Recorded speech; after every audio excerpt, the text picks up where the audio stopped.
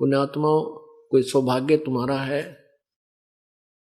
कि आप जी को इस बिचली पीढ़ी में मानव शरीर प्राप्त है, स्त्री या पुरुष का। और उनसे भी अधिक सौभाग्य उन पुण्यात्माओं का है जो परमात्मा के चरणों में आ चुके हैं, जो जितना भी देर से आएंगे उतना ही पश्चाताप करेंगे। अब ये बिचली पीढ़ी का समय ये 20वीं सदी से प्रारंभ हुआ, अब ये 21वीं सदी चल रही है, इसमें ये चरम सीमा पर होगा। फर्स्ट पहले ही 10, 12, 15 वर्षों में इस 21वीं सदी के अंदर ये परमात्मा का ज्ञान, तत्व ज्ञान चरम सीमा पर होगा। पूरे विश्व में ये ज्ञान फैलेगा, सभी आत्मा, सभी प्राणी सुखी होंगे, दया भाव पुनः हमारे अंदर पैदा होगा, क्योंकि हम अज्ञानतावश हिंसक बन गए, मांस खाने लगे। किसी भी धर्म मजहब के उस प्रवर्तक ने कहीं मांस खाने का आदेश नहीं दिया। सबसे ज्यादा बिजली गिरी हुई है ईसाई धर्म में, हुआ ना छोड़ते क्या है नबी। शराब की उनके टाल नहीं, सिगरेट पीने की उनका कोई बाउंडेशन नहीं, मांस खाने की नहीं, यानी सारे ही काम एक नंबर पर करे हुए उल्टे उल्टे, और धार्मिक और ईसाई कमावे। उसके बाद हिंदू धर्म में क्या था, पहले कोई बुराई नहीं थी, बीड़ी, शराब, मांस, तमाकू, कोई भी नशीली वस्तु नहीं प्रयोग करता था हिंदू धर्म।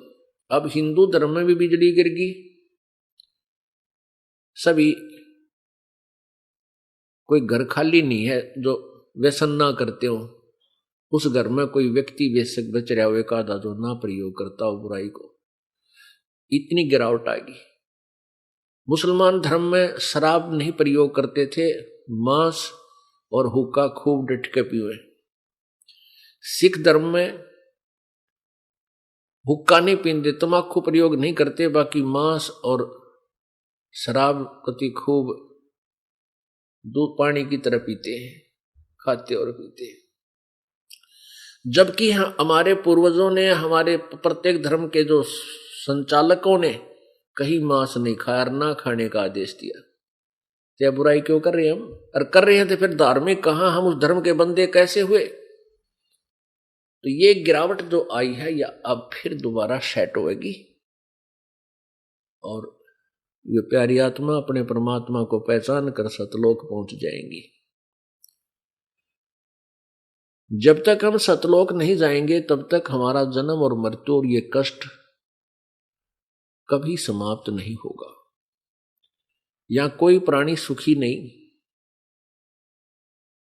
आप किसी को भी देख लीजिए, निर्धन को लगता है कि धनवान सुखी, धनवान सपने में भी सुखी नहीं है। ये सत्कर मान लेना, जिसके पास पैसे हैं उसका 36 तो और कुबद पावेंगी, कितने कल्बा में जाता होगा किसी को, या फिर और, क्योंकि पैसा जिसके पास होगा वो 2 नंबर के काम अवश्य करता होगा। 99.99% लोग जो धनवान कहलाते हैं वो अवश्य कुछ ऐसे काम हैं जिनके जो अनुकूल नहीं होते, और फिर उस कारण से उनके पाप इतने बढ़ जाते हैं। और फिर आगे से आगे, जैसे किसी के ने एक फैक्ट्री लगा ली, उसके बाद उसने सोचा एक और लगा लूं, 50-60 लाख 1 करोड़ रुपया कर्जा ले लिया, फैक्ट्री में हड़ताल होगी या कोई और कारण बन गया, कोई व्यवसाय ठीक ना चला, शर्म दर्द, ना जाने कितनी टेंशन लिए सारा दिन घूम रहा है। भले ही वो कार में घूमता दिखे पर चैन कती नहीं उसको।